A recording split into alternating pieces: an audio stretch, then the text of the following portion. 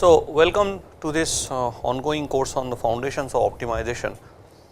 In the last class we spoke about the SR1 method, the symmetric rank 1 method, but it is easy to compute, easy to update the matrices, which is approximating the inverse of the Hessian in the quasi-Newton update method, and it does not give you a positive definite matrix, but has some advantages.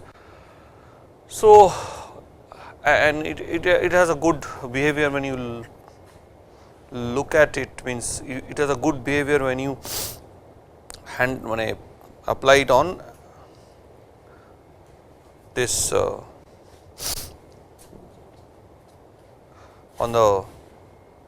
solving the convex quadratic problem, that is a quadratic problem with positive definite Hessian. But there are a lot of other issues which I have not spoken here. For example, what is the rate of convergence of these sort of BFGS method or DFP method? It would be stupidity just to mention you that the rate is superlinear and so blah blah, because you would not get a feeling about what does it mean unless you really know the proof of that, or you do the numerical experiments. Any of the two has to be done, which is not possible through these lectures, and I largely want to keep it as a mixture of undergrad and grad lectures and graduate lectures. So, today instead of getting more into quasi-Newton methods, which we can discuss if we discuss something, we can come back to quasi-Newton or after some time. Let us be a bit more flexible rather than rigid. So, you might get bored by doing quasi-Newton, quasi-Newton, quasi-Newton. So, we just change over a bit for taking a little bit of refreshment on the way, and we would look at a snapshot on convexity, convex optimization.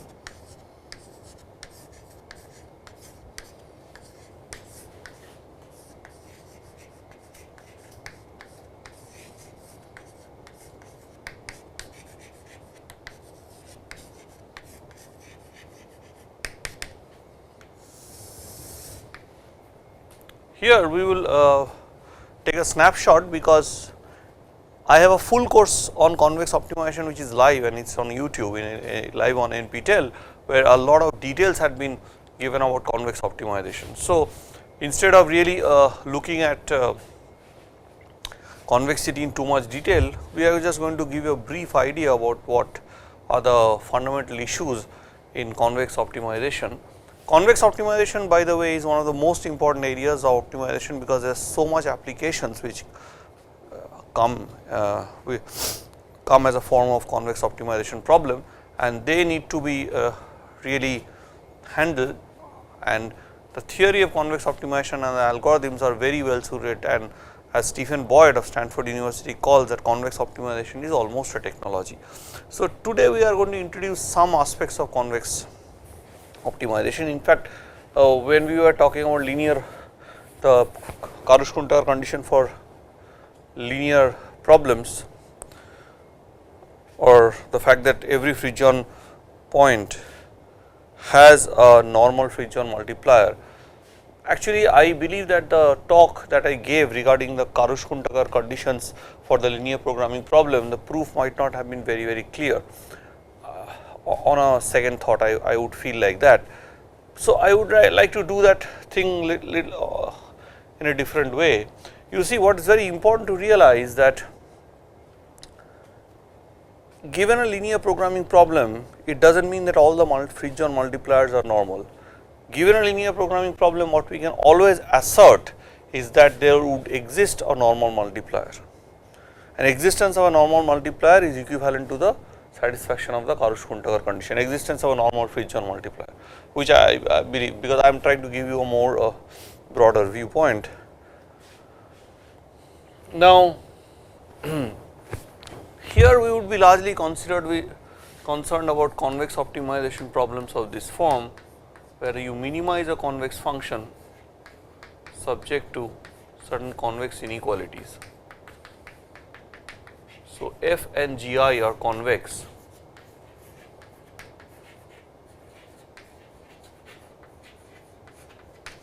So, those who have forgotten the definition of a convex function, either you can see my earlier lecture on NPTEL, or I would just give you the definition. If a function phi from Rn to Rn is convex, if you have that for all xy in Rn, so this is convex, this is a convex function. If for all xy in Rn and lambda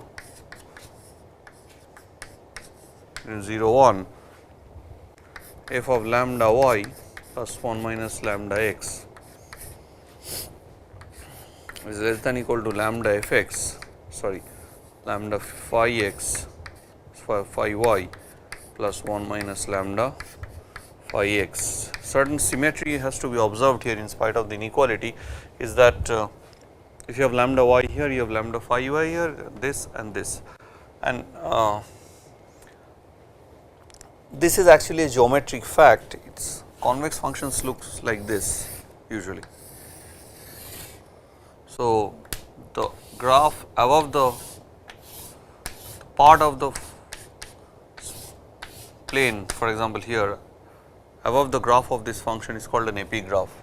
A function is convex if and only if its epigraph is convex, and that is exactly that will, if you assume that epigraph is convex, this is exactly what you will get.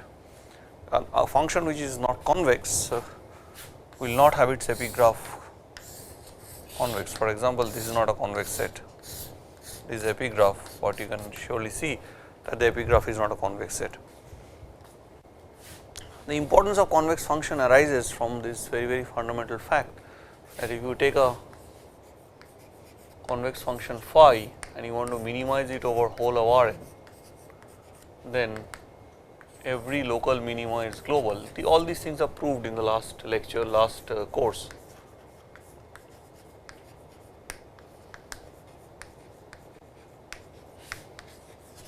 So, I am just giving a snapshot because I have a very different thing to tell you.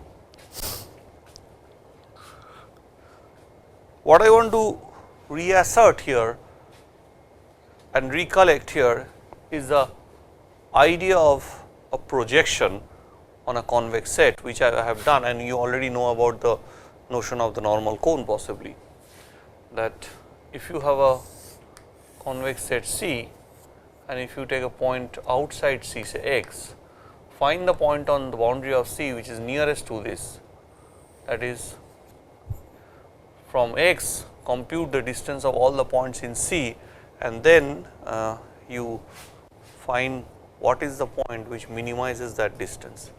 For example, if you come to here, this is the nearest point, come here. So, here you see there are a lot of points whose nearest point is the same point. So, here they form a sort of cone, and this cone is usually called a normal cone.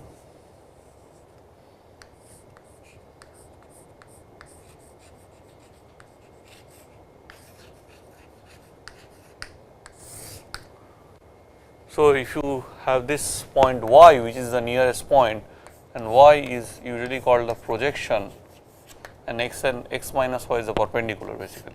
Projection on C, projection, sorry, x is called the projection of y on, sorry, y is called the projection of x on C.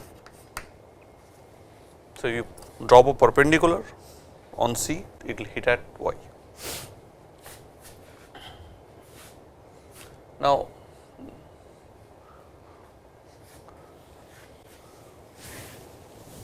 what you do is the following: the normal cone here, normal cone actually consists of these points at any point say x bar in C, consists of all V in Rn. So, I request you to go back to the old course on convex optimization and look into the details, and I think I have given some details slight details earlier, but not to the extent that you are supposed to, but okay, a little bit of details.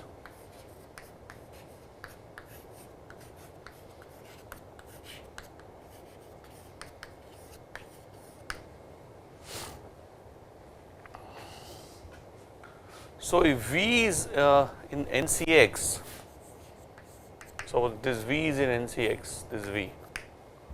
So, V is in NCX bar, then it means the following. It means that basically you are looking at the here the cone, this cone contains 0 because 0 would satisfy it. You basically transfer the origin to this point and then view the geometry of this cone, or you can look at it in this way,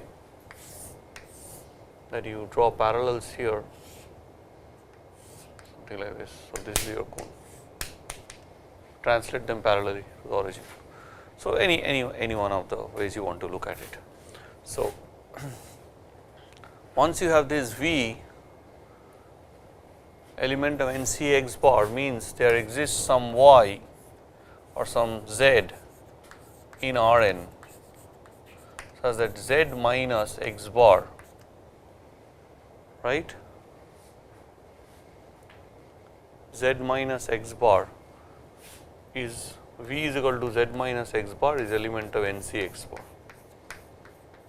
So, V is some Z minus X bar or some lambda times Z minus X bar. So, if you take lambda times Z minus X bar, does not make any sense, you can take, you pull it up, you can take the Z here also. So, you can always write like this.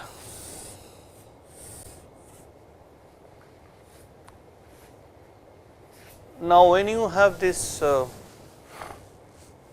now suppose you have a global minima X bar.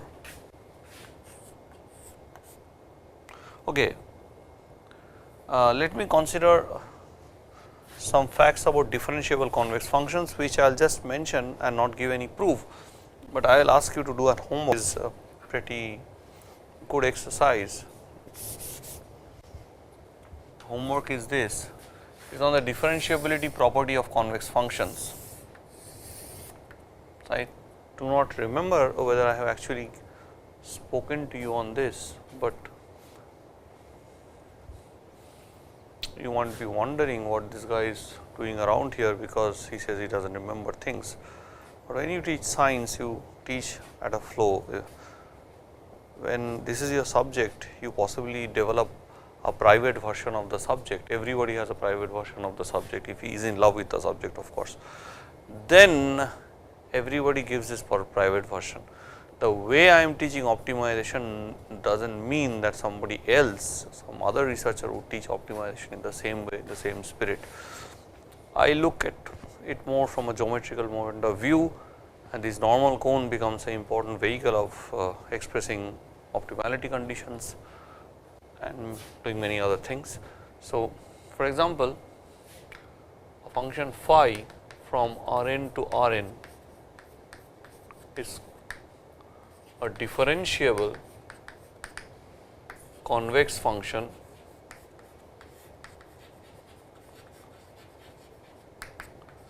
if and only if for all xy in Rn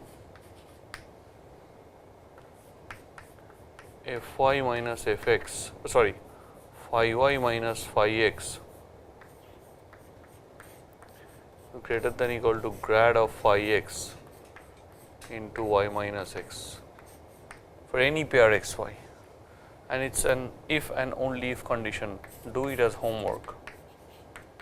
Start with this definition, apply your definition of differentiability and proceed.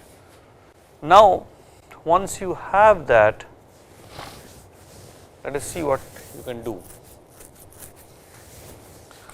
Now, if x bar is a solution, so if x bar is a global minimum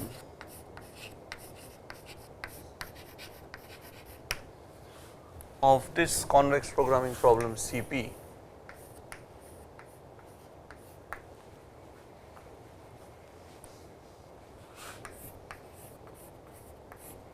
and if I have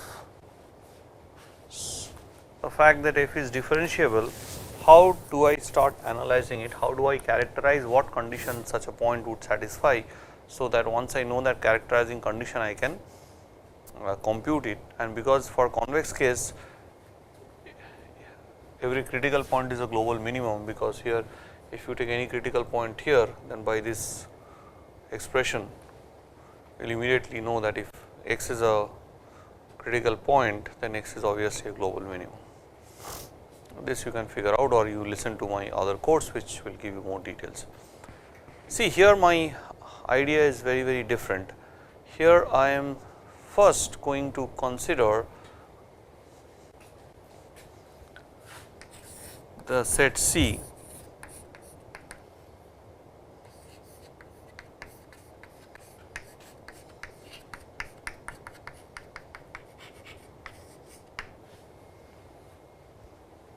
right.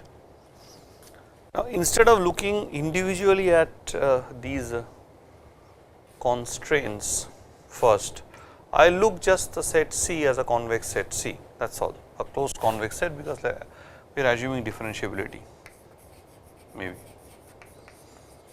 or nothing, or the set is always closed because every convex function is from Rn to R is a continuous function.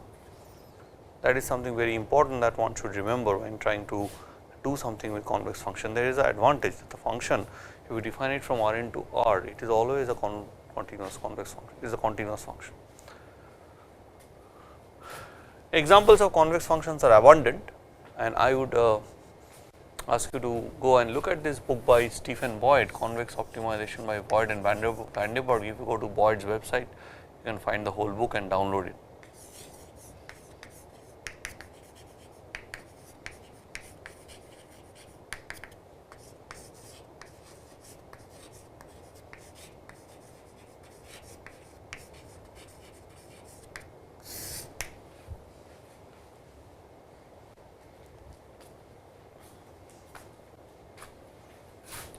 Now, here,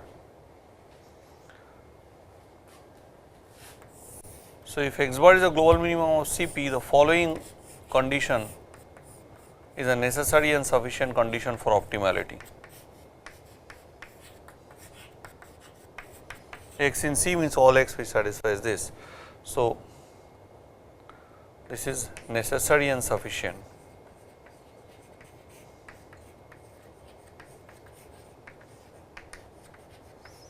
Now, once you look at the definition of the normal cone, you can immediately see that what I have here essentially tells me that the necessary and sufficient condition has this geometrical expression, that the negative is always in the normal cone, negative of the gradient. Now, if that is so, then there must exist a z such that, so this minus grad f x bar is equal to z minus x bar.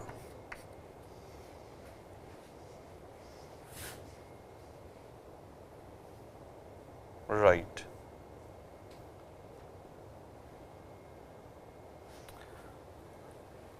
Okay. If you have this, then what does it show? What does it tell me?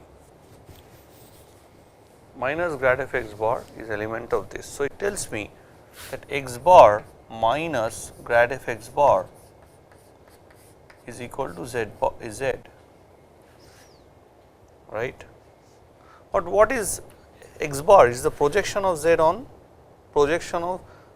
C. So, x bar is equal to projection of z on C, but hence that means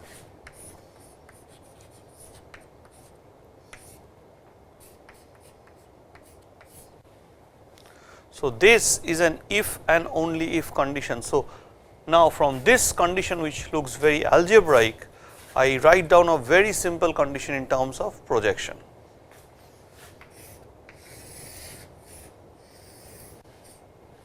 I can refine it further. I can refine it further in the sense that I will do this little jugglery. I will multiply this by alpha. So, because it is a cone, this cone would absorb the alpha, because for a cone, if you take any element x, alpha times x is also an element of the cone. So, it will absorb the alpha. So, what I will have is minus alpha times grad of f x bar is element of n c x bar. So, again then what we will have is x bar minus alpha grad f x bar is z, and so here I can just tune it that for so x bar is an optimal to a convex programming problem CP if and only if this happens for any alpha greater than 0. Now, I am sure you are getting some feel of a line search type writing, because here you have an x k, here you have the alpha, here you have the steepest descent gradient minus grad f x. Of this is equal to this. Suppose the projection of this is not equal to this, then x bar is not a solution. But this projection procedure gives you an idea of to write down an algorithm. It tells you, it is called the projected gradient algorithm, and it tells you what to do. It tells you that okay, you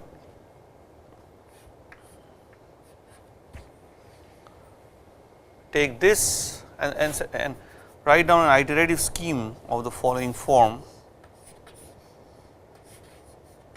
x of k plus 1 is projection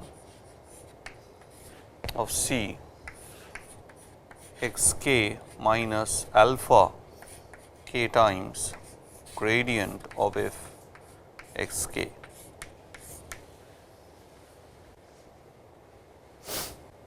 So, my intention over the next 2-3 days is to study the projected gradient method, but I will study the projected gradient method in a slightly more general sense.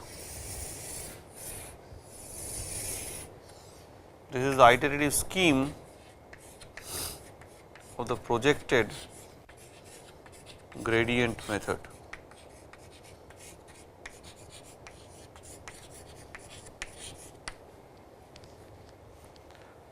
And that is one of our aims, because we have to learn some algorithms about for the constraint case, and the convex optimization problem is one of the constrained optimization problems, the problem CP, where some sort of nice algorithms can be developed compared to if these things were simply non-convex.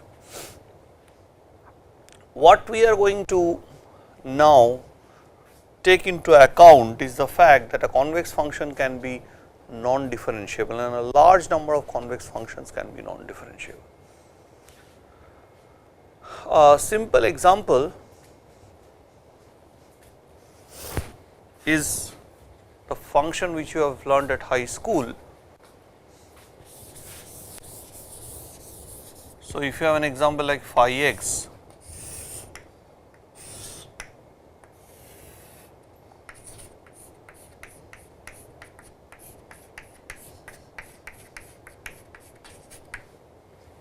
then this has a minimum. This is a convex function because its upper half they make a convex set, the shaded part would be convex.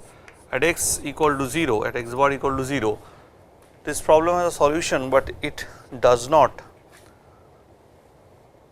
have the derivative. So, you cannot apply your standard techniques to do anything, it is an unconstant problem, you cannot apply Newton method or anything else.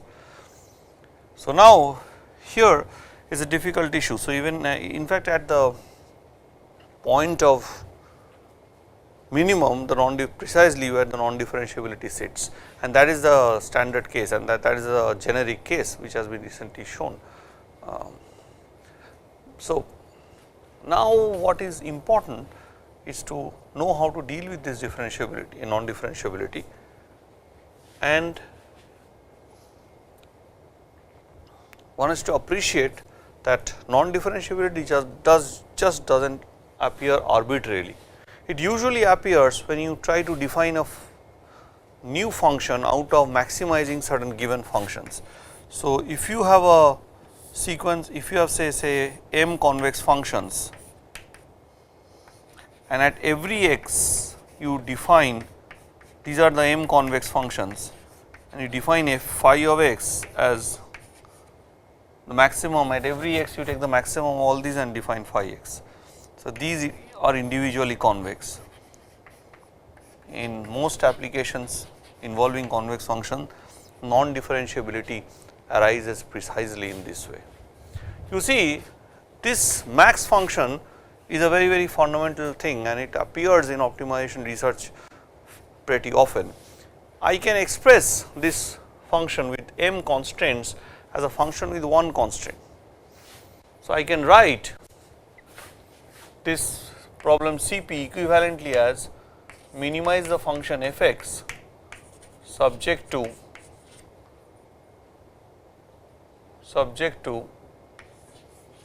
g x less than equal to 0, where g x is the max of g 1 x. So, when you take the max of few finite number of convex functions, if these are all convex, then this is also convex. So, this problem remains a convex optimization problem, it is an equivalent problem, it is the same problem, but instead of many constraints I have one constant.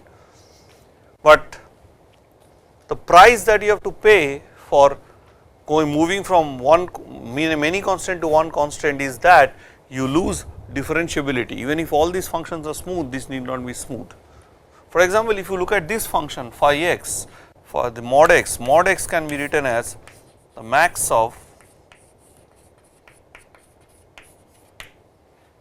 So, the non-differentiability here also arises because this can be written as a max function, and in convex case most cases this happens. Now, how do you handle non-differentiability? We would like to devise some sort of projected gradient type method when I do not really have differentiability. So, the question would first come, how do you handle non-differentiability in your studies? When suppose you have this problem, how would you handle non-differentiability?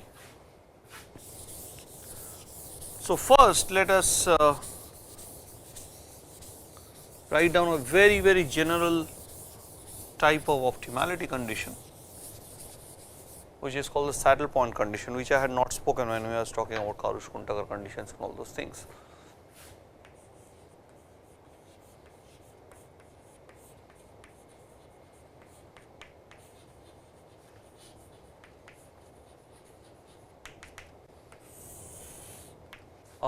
Now, let us look into this thing pretty nicely. Now, how do I try to characterize the optimality of a point x bar, which is a global minimum? To do that, we would need something called saddle point conditions. We have to, we will get something called saddle point conditions, but before that saddle point conditions we come to something called the Lagrangian function. This Lagrangian function would be very important, would be part of our study for the next few days when we come to also discuss the projected gradient type method.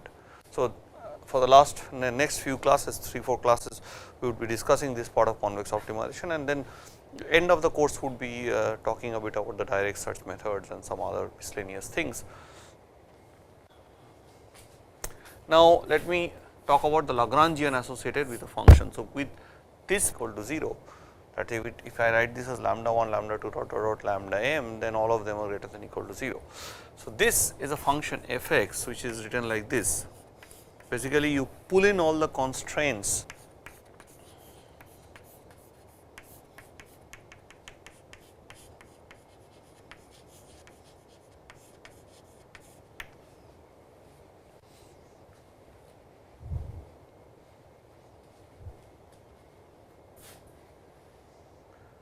now. Suppose x bar is a solution.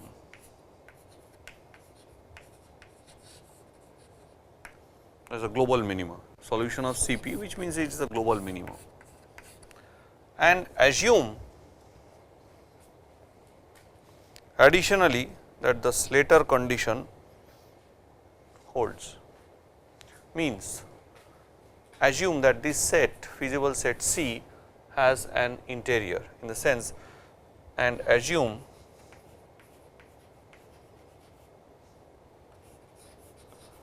there exists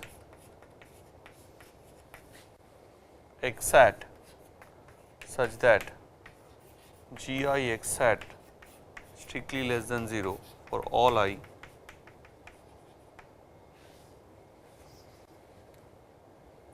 then if this happens, if this is given to me, this is given and this is also given, that also happens, then there exists, this is a sign of there exists lambda element of R m plus lambda bar element of R m plus such that L of x bar lambda bar is less than equal to L of x lambda bar less than equal to L of x bar lambda. This is true for all x in R n and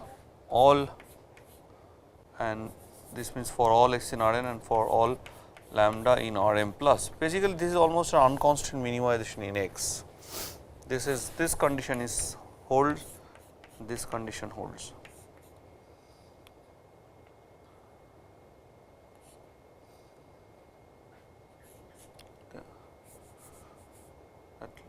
Lambda bar I G I x bar is 0.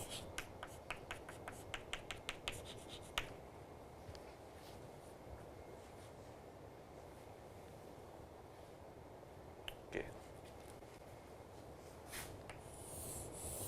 Now, this is not just a necessary condition, it is a sufficient condition also, that if there is a x bar and a lambda bar, a pair which in R n cross R n plus or R n cross R m plus, and it satisfies these two conditions, then x bar is a solution of the original problem. So, here you have an if and only if condition. So, we also have this fact which we now write down on the side, is that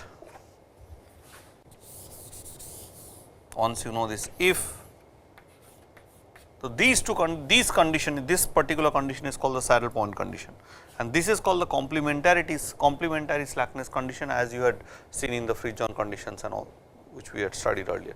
If x bar lambda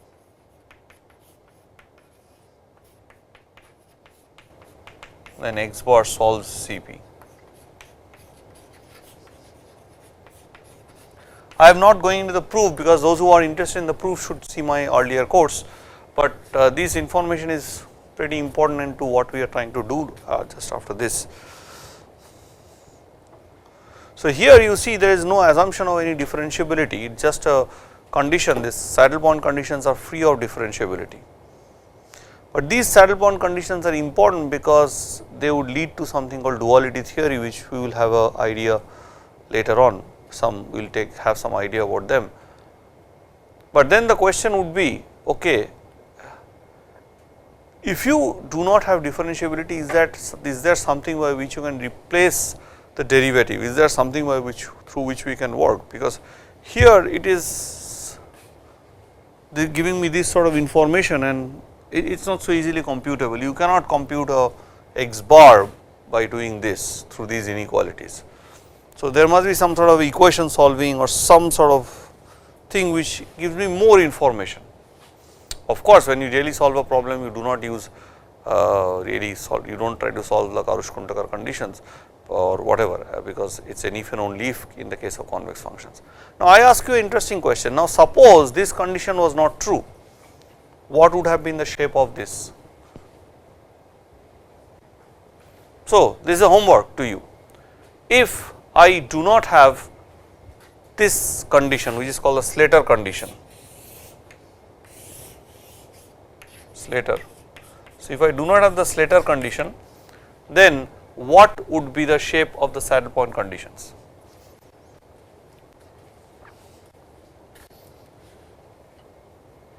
That is what I want to ask you, that would be your homework. Now, once that is done, you can realize the link between this and the fridge zone conditions and all those things. This is very important to do this exercise yourself.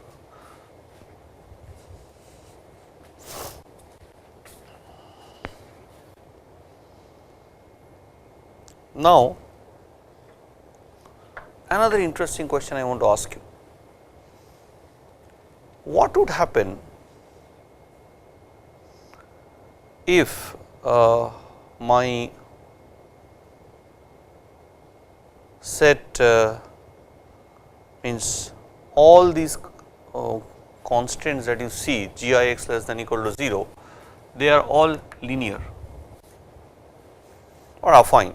Would you need this condition to get this? That is an interesting question, and I would be happy if you tried these things out. So, if these GIs are not nonlinear convex, but they are affine, they are convex but affine functions, linear, you can take linear also, then and if is just the convex function, what would be the shape of this saddle point conditions? Now, if I want to talk about how to replace the derivative at the point of non-differentiability, the best thing to realize is the derivative is nothing but for a function from R to R is the slope of the tangent at that given point.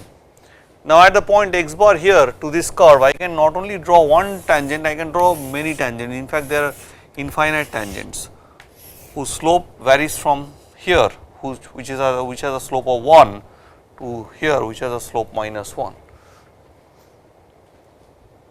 So, because all of these tangents the slope can be representative tangents at this point, we collect them into one set and call that this set is now replacing the derivative at this point of non-differentiability, and that gives rise to the notion of subgradient of a convex function.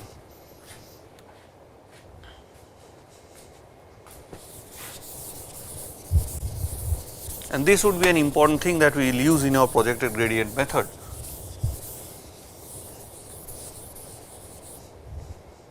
So, we are not bothering much anything about differentiability of the convex function, but we are talking about subgradient.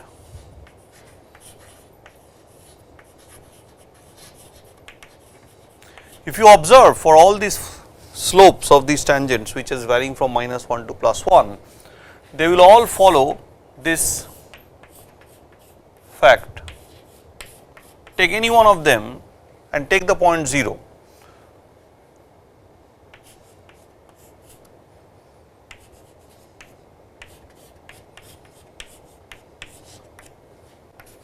So, I am defining the subgradient at a point x.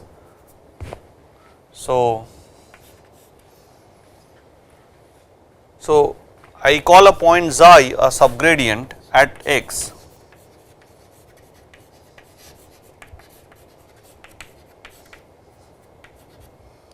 Subgradient at x if this relation holds for all y in Rn.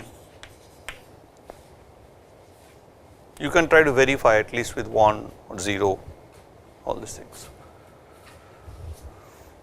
Now, here you see there are not only one subgradient, there are infinite subgradients. So, I collect them in one particular set called the subdifferential of the convex function phi at x bar at a point x, and this is the set which replaces the derivative at the point of non-differentiation. You ask me why, and this set is actually non-empty at every point in Rn. It is very interesting that now I am telling that the derivative is a set, it is not a number, it is a function, not a function.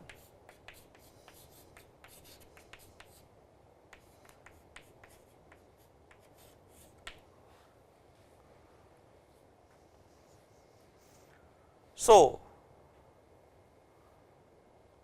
the subdifferential, this is very useful because you see if the function was differentiable and if x bar was the minimum, local minimum or the global minimum for a convex function, then grad of f x bar phi x bar would be 0. But here you observe if x bar is the local minima here, this line x axis is also part of is one of the tangents whose slope is 0. So, 0 will be. So, for a general convex function phi, this becomes a necessary and sufficient condition for optimality in the unconstrained case.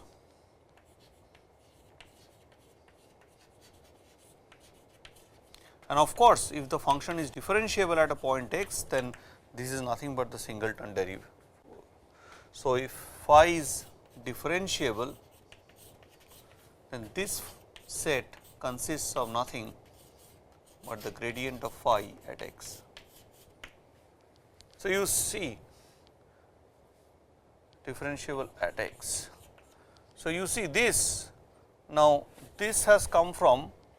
So, instead of the equality which we had called the Fermat's rule in the beginning.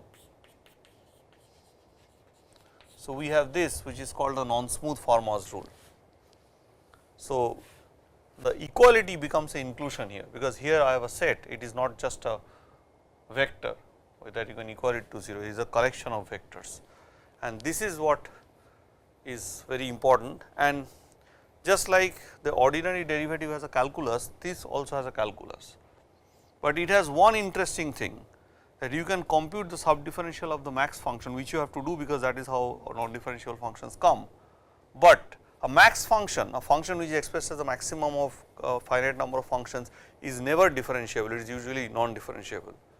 So, for a max function there is nothing, no calculus rule with the usual derivative, because that is actually composition of two functions. The rule has to be with the subdifferential, and with this we will stop. We will just give a very brief idea of the subdifferential, and then we will come to the projected gradient method in terms of the subdifferential, and we will try to analyze it in the next class.